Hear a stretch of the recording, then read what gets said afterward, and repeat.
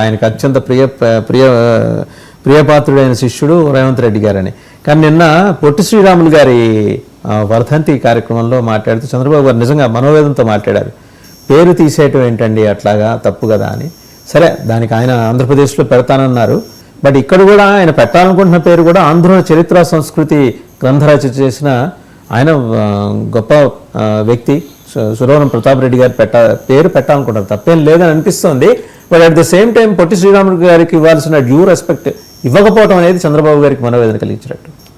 ఒకటి, రేవంత్ రెడ్డి తీసేయలేదు. రెండో విషయం, రాష్ట్రం విడిపోయిన తర్వాత ఇక్కడ ఉంది కాబట్టి వాళ్ళు పెట్టుకున్నారు. మీరు అన్నట్టు సురవరం ప్రతాప్ రెడ్డి కూడా తక్కువ కాదు. కానీ విచారించాల్సిన విషయం అంటే రాజమండ్రిలో డెవలప్ చేయాల్సిన, అభివృద్ధి చేయాల్సిన తెలుగు విశ్వవిద్యాలయాన్ని చేయలేదు. రెండు ప్రభుత్వాలు చేయలేదు. తెలుగు భాష కోసం మేము అంటుంటారు. కానీ తెలుగు విశ్వవిద్యాలయం ఎంత ఘోరంగా ఉందో నేను మీకు చెప్తాను. కొత్తగా నియమితుడైన వైస్ ఛాన్సలర్తో నేను ఒక 10 రోజుల కిందట మాట్లాడాను. ఎంత తక్కువ సిబ్బంది ఉన్నారు ఇక్కడ.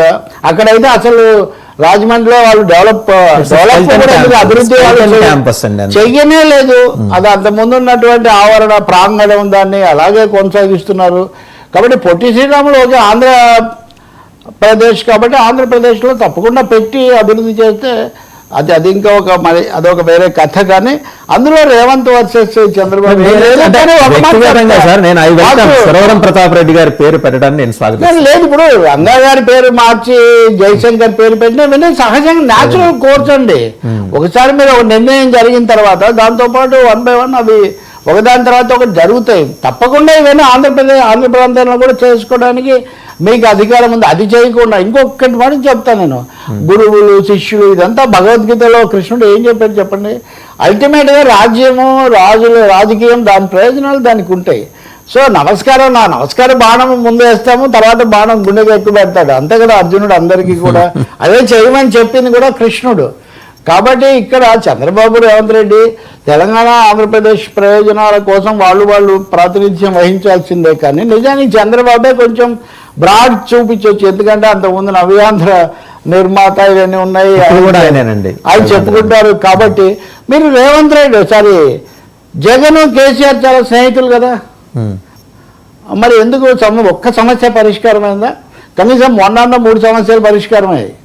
ఒక నిధులు లేబర్ సెస్ ఒకటి పంచుకుందామని, మిగతా 2 మీద కమిటీలు వేద్దామని. వాస్తవం మీరు తెచ్చారు కాబట్టి చివరిగా ఒక్క మాట చెప్పి నేను కంక్లూడ్ చేస్తాను. హైదరాబాద్లో ఉన్నటువంటి ఆర్క్యూస్, ఆంధ్రప్రదేశ్ ఆర్క్యూస్, తెలుగు వాళ్ళ పురాపత్ర భండాగారం చాలా శిథిలావస్థలో ఉంది.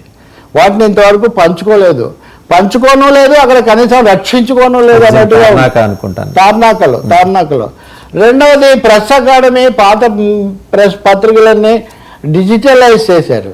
ఇది AP press academy, Telangana press academy మధ్యలో వాటిని సీజ్ చేశారు. ఇప్పుడు మీరు నొక్కితే రాదు. అదేదో మనం నర్తనశాలలో కథ చూసినట్టుగా బిడ్డ వాళ్ళకి చెందాలో వీళ్ళకి ఎవరికి చెందట్లేదు ఇక్కడ. కాబట్టి తప్పకుండా మనం సురవరం ప్రతాప్ రెడ్డిని గౌరవిద్దాం, పొట్టి శ్రీరాములు గారిని గౌరవిద్దాం. కానీ ముందు ఈ మన వారసత్వం అక్కడ శిథిలమైపోతున్న వాటిని కాపాడుకుందాం. ముందు అటువైపు 2 ముఖ్యమంత్రులు కూడా చొరవ తీసుకోవాలి. వీలైతే నేను ఒక లేఖ కూడా రాస్తాను. థ్యాంక్ యూ తలకపల్లి రావు గారు. సో చూసాం కదా, చాలా సమగ్రమైన విశ్లేషణ విభిన్న అంశాల మీద. కోల్డ్ వార్ ఏపీలో ఏ పార్టీల మధ్య నడుస్తుంది, ఏ నాయకుల మధ్య నడుస్తుంది, దీని వెనక ఉండి నడిపిస్తున్నది బీజేపీనా లేకపోతే సహజంగా ఉత్పన్నమైన యుద్ధ వాతావరణమా? చాలా డీటెయిల్డ్గా ఎనాలైజ్ చేశారు. And at the same time mega family, మంచు ఫ్యామిలీలో జరుగుతున్న సంఘటనలు, అలాగే రాజకీయ సమీకరణాలు ఏ రకంగా మారబోతున్నాయి వీటి మీద కూడా. అండ్ ఫైనల్గా ఇటు వచ్చేప్పటికీ అంటే జగన్మోహన్ రెడ్డి గారికి ఉన్న ఒక 125 పిటిషన్లు ఆయన కాపాడుతున్నాయనే మాటకు వచ్చేప్పటికీ కూడా చాలా క్లారిటీ ఇచ్చారు. రాజ్యాంగం ఎక్యూజ్డ్కి కల్పించే హక్కు, ఇక్కడ నిందితులు మాత్రమే దోషులు అని మనం నిర్ధారించడానికి మనమేం కోర్టులు కాదు. ఇందాక వారు చెప్పినట్టే మనం న్యాయమూర్తులం కాదు, కోర్టులు కాదు. యాజ్ లాంగ్ యాజ్ కోర్టు చెప్పేదాకా నిందితుడే. ఆ నిందితులు అందరికీ హక్కు ఉంటుంది. ఆయనకి ఉంటుంది, జగన్మోహన్ రెడ్డి గారికి, చంద్రబాబు గారికి ఉంటుంది, మరి ఎవరికైనా ఉంటుంది, సామాన్యులకు కూడా. దాన్ని ఆయన ఎక్సర్సైజ్ చేసుకుంటున్నారు, లేకపోతే ఆయన తరఫు వాళ్ళు ఎక్సర్సైజ్ చేస్తున్నారు.